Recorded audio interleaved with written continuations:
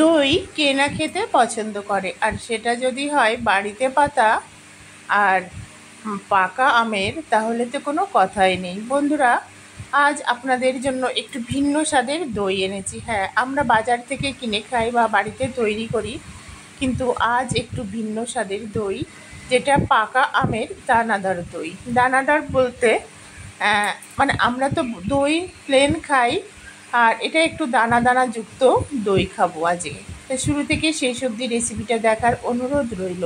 চলুন দেখা যাক কিভাবে এই দানাদার দই তৈরি করেছি। এখানে 1 গামলা আম আছে, যদিও বা পুরো আমটা লাগবে না। দেখুন, এই যে আমগুলো কেটে রেখেছি, এটা কিন্তু ফুল পাকা নয়, গাছের থেকেই পাড়া, কোনো কার্বাইড দেওয়া নয়। সবে কিছু আম পুরো পেকে গেছে, আর কিছু আম সবে পাক ধরেছে, মানে কাঁচা পাকা।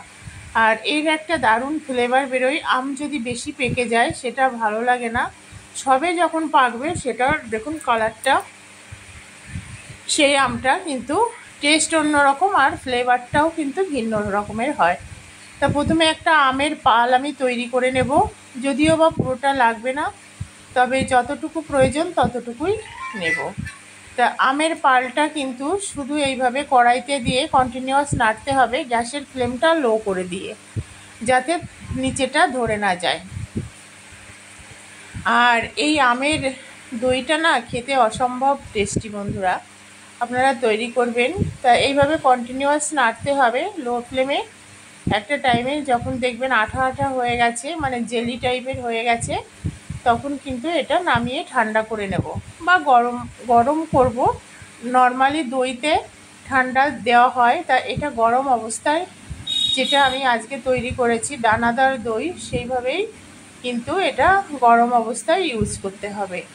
তা ম্যাঙ্গো পালটা হয়ে গেছে, ওটা আমি পরে করেছি, আগে দেখালাম, যাই হোক।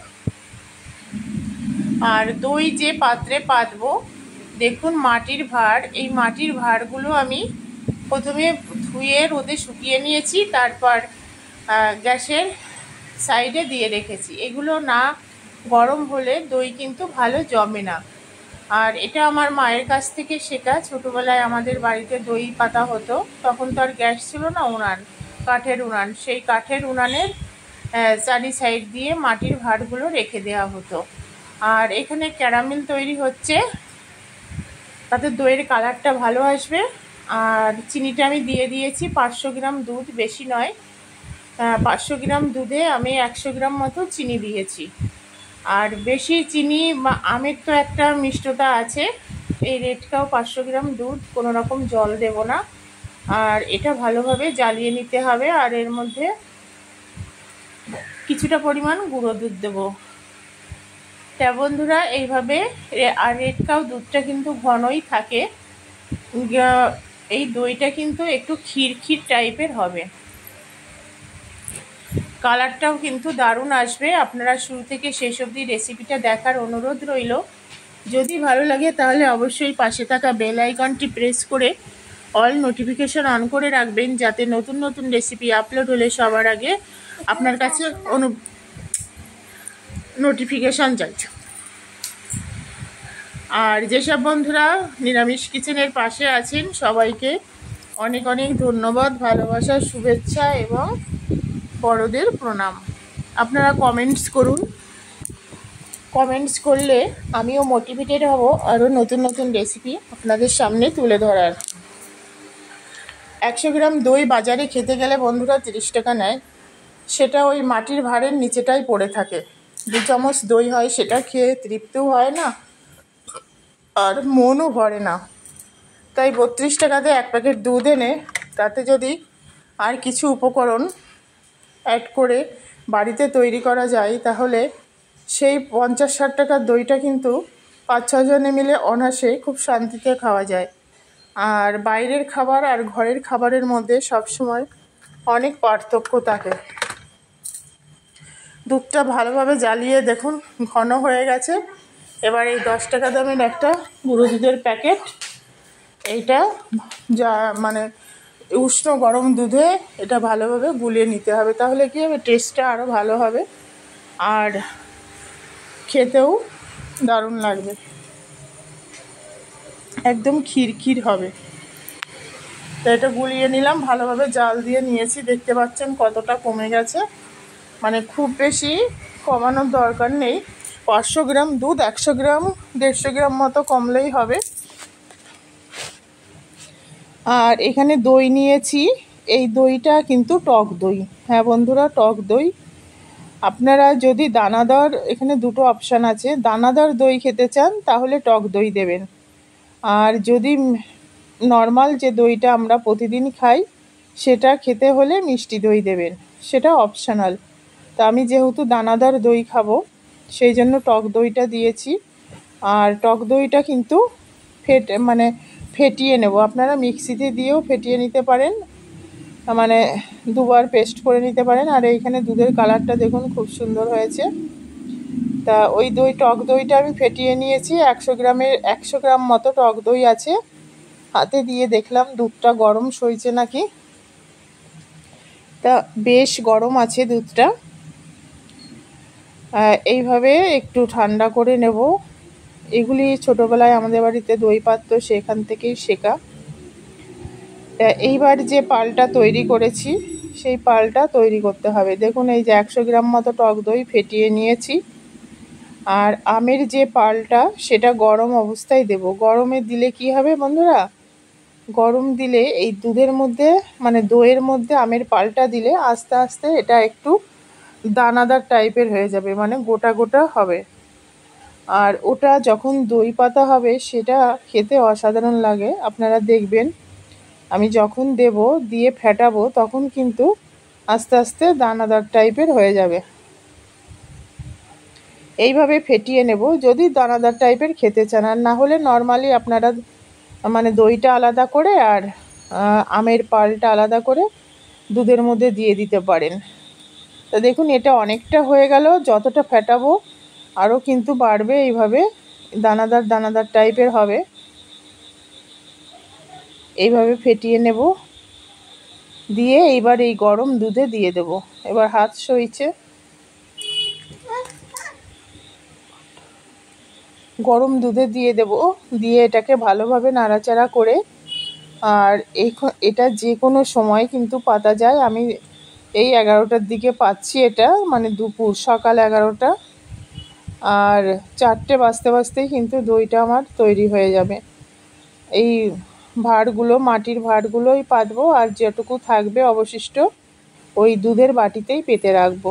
দই বন্ধুরা ছোটোবেলায় ভাবতাম যে এই মাটির পাত্র ছাড়া দই হয় না, আর রাতে ছাড়া দই হয় না, কিন্তু এখন এনি টাইম এনি পাত্রে, মানে যে কোনো পাত্রে যে কোনো টাইমে কিন্তু দই তৈরি করা যায়, হচ্ছে করি। এনিওয়ে এটা ভালোভাবে আমার মিক্সড হয়ে গেছে। এবার এই 3টে ভাঁড় আমি ভর্তি করব, করে যেটুকু থাকবে সেটুকু ওই বাটিতেই থাকবে।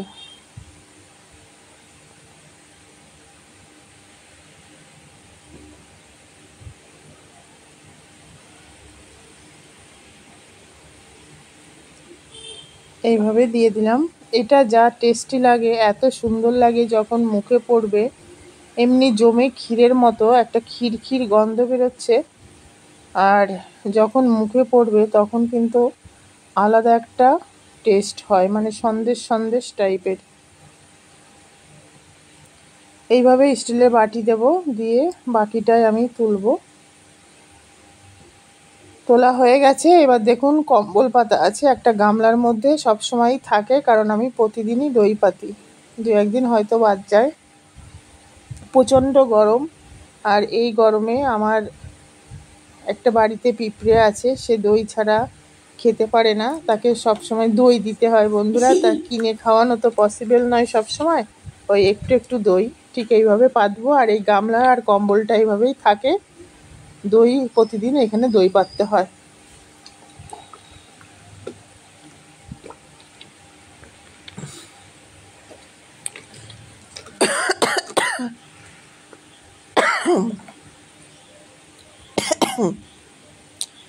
এত কাশি হচ্ছে 2-3 বার স্নান করে, এত গরম। এইভাবে ঢাকা দিয়ে দিলাম। আমি 11টার সময় দইটা পাতলাম, 4টের সময় এসেছি, দেখুন দইটা কতটা কমে গেছে, গ্লাসটা পুরো ভর্তি ছিল। এবার এটাকে আমি ঠান্ডা করে, মানে এটা তো গরম আছে, কতটা সুন্দর জমেছে দেখুন। এটাকে আধা ঘন্টা মতো আমি টেবিলে ঝুড়িতে ঢেকে রাখবো। আধা ঘন্টা পর ফ্রিজে ঢুকিয়ে দেবো, নর্মাল ফ্রিজে। তারপর সন্ধ্যার সময় আমি এটা কেটে আপনাদের দেখাবো কেমন হয়েছে। এবার দেখাচ্ছি বাটিরটাও কেমন জমেছে দেখুন। একটু হালকা আছে, এটা জমে যাবে ফ্রিজে রাখলে।